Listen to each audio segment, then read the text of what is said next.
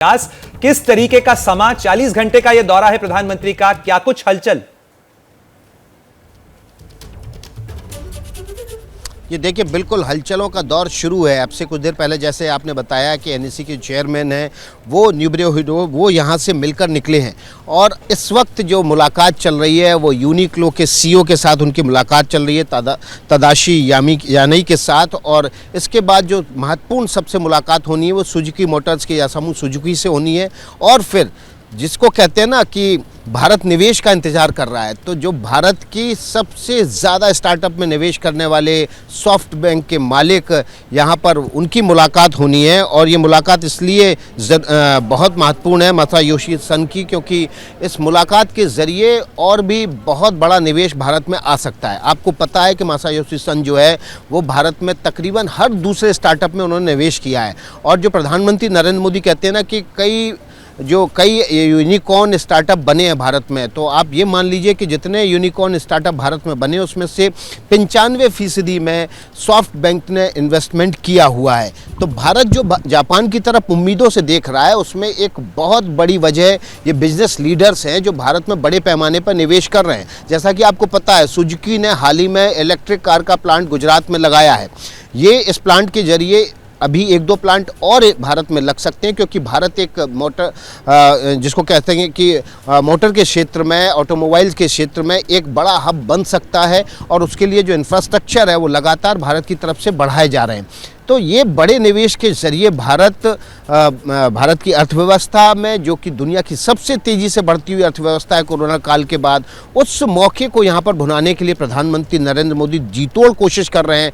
सुबह से आने के बाद उनकी सिर्फ बिजनेस लीडर्स के साथ मुलाकात हो रही है। शाम को भारतीय समुदाय के साथ ज़रूर मिलेंगे, उनको एड्रेस करेंगे। जो सुबह आपने मंजर देखा था कि यहाँ मोदी मोदी के नारे, जय श्री राम के नारे लग रहे थे, जो राम को लेके आए हैं वो टोक्यो आए हैं ये नारे लग रहे थे, धारा 370 हटाने वाले का स्वागत है ये नारे लग रहे थे। लेकिन देखिए, केवल इस दम पर, लोकप्रियता के दम पर ही सरकारें नहीं चल सकती। सरकारों को चलाने के लिए जो आर्थिक चक्र है वो भी तेजी से घूमना चाहिए और उस पर खासा जोर है प्रधानमंत्री नरेंद्र मोदी का। आप पीछे देख रहे हैं मेरे, ये भारत का झंडा और जापान का झंडा यहाँ पर लहरा रहा है। ये झंडा हमारी जो सांस्कृतिक धरोहर है, प्राचीन सांस्कृतिक संबंध है, उसके प्रतीक हैं कि दोनों साथ साथ ज़माने से चलते आ रहे हैं। लेकिन लंबी दूरी और तय करनी है साथ साथ चलने के लिए, तो नए युग में एक दूसरे का बड़ा आर्थिक साझेदार भी बनना होगा। और उसकी एक बड़ी शुरुआत, या जिसको कहें उसको एक बड़ी गति, प्रधानमंत्री नरेंद्र मोदी की इस यात्रा से मिल सकती है। जी विकास, अब एक बार कल की भी बात कर लेते हैं कि कल का दिन कैसे महत्वपूर्ण हो सकता है, क्योंकि आपने जैसा कि कहा कि आज उद्योगपतियों से बातचीत हो रही है, यानी कि अर्थव्यवस्था को मजबूती देने की दिशा में काम। कल जो दूसरे देश है उनके साथ मजबूती के लिए काम होगा। ऑस्ट्रेलिया हो, अमेरिका हो, जापान हो, उनके नेताओं से कल प्रधानमंत्री की मुलाकात होगी।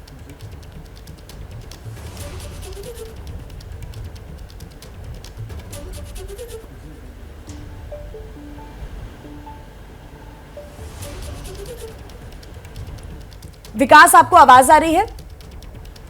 कल के दिन की भी महत्वता बताएं कल, क्योंकि दूसरे नेताओं के साथ, दूसरे देश के नेताओं के साथ मुलाकात होगी। बिल्कुल, देखिए बिल्कुल कल का दिन बहुत महत्वपूर्ण है। देखिए, वैश्विक जो संतुलन है, शक्तियों का, महाशक्तियों का संतुलन है, उसको बराबर करने के लिए, उसमें बैलेंस लाने के लिए, उसका संतुलन स्थापित करने के लिए क्वाड का गठन हुआ। चीन की जो विश्व भर में दादागिरी थी, न केवल पैसे के दम पर बल्कि अपने सॉफ्टवेयर तकनीक के दम पर वो दुनिया भर में एक दादागिरी कर रहा था। उस दादागिरी को काबू में करने के लिए भारत, जापान, ऑस्ट्रेलिया और अमेरिका एक साथ आए। उसकी ये महत्वपूर्ण बैठक है। रूस और यूक्रेन के युद्ध के बाद भी इस बैठक में इन 4 महाशक्तियों का मिलना बेहद अहम हो जाता है। सबको पता है कि चीन का सॉफ्ट कॉर्नर रूस की तरफ है और पीछे से बैकअप भी पूरा है। ऐसी सूरत में रूस यूक्रेन युद्ध पर इस बैठक से क्या माहौल निकलता है, क्या बातें निकल के आती हैं, क्या संदेश निकलता है दुनिया के लिए, वो बेहद महत्वपूर्ण होगा। और चीन के लिए क्या कड़ा संदेश यहाँ से निकलेगा, किस तरह से पर्दे के पीछे रहते ही जिस तरह से क्वाड अब तक काम करता रहा है, कुछ भी अभी तक चीन के लिए कॉन्क्रीट अनाउंसमेंट क्वाड की बैठक में आज तक नहीं नहीं हुआ। लेकिन माना यह जाता है कि पर्दे के पीछे ये 4 देश लगातार चीन को कमज़ोर करने के लिए काम करते रहते हैं। जैसा कि आपने देखा होगा पिछले कुछ दिनों में भारत ने लगातार चीन की कई सॉफ्टवेयर कंपनियों के एप्लीकेशन को ब्लॉक किया। अमेरिका ने भी साथ ही साथ ये काम किया, जापान ने भी किया और ऑस्ट्रेलिया ने भी किया। इससे करोड़ों अरबों डॉलर की चपत चीन को लगी है। तो आर्थिक महाशक्तियाँ किसी दूसरी बढ़ती हुई महाशक्तियों को कमजोर तभी कर सकती हैं जब उनके आर्थिक हितों पर चोट करें। और न केवल ये वो विजिबल तरीके हैं जो सबको दिखे, लेकिन इसके अलावा भी प्रणय जानते हैं, प्रणय विदेश मंत्रालय लंबे समय से कवर करते रहे हैं कि किस तरह से दूसरे और तरीके हैं जिससे चीन की दादागिरी को कम किया जा सकता है, उसको काबू में और लगाम उस पर लगाई जा सकती है। जी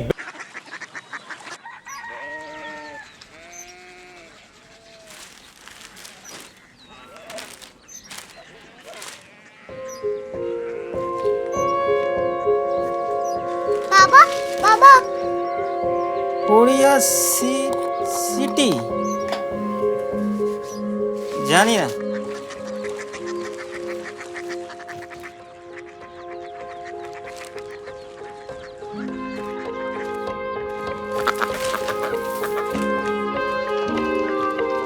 Korea city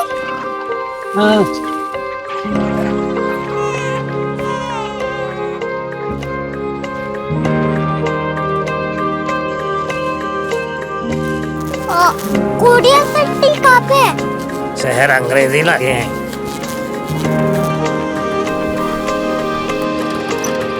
Korea city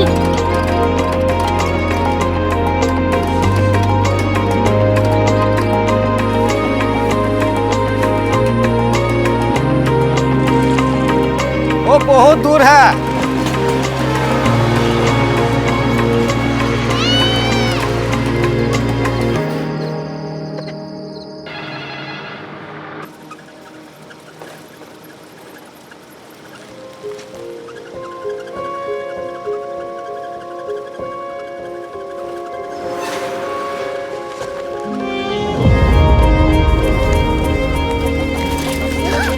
Korea city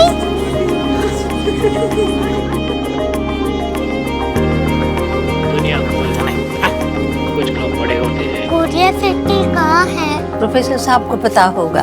हो ये छोटा वाला ग्लोब लगता है और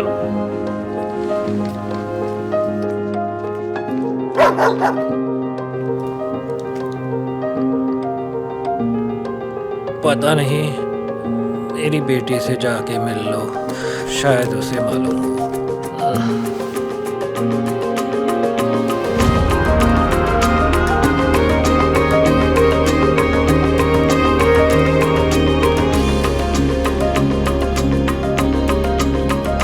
हाय, बाबा ने भेजा है।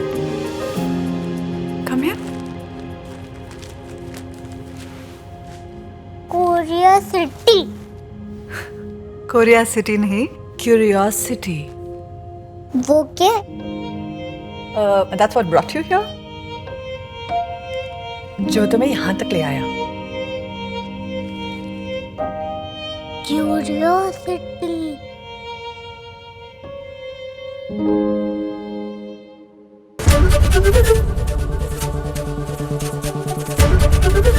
एबीपी न्यूज आपको रखे आगे।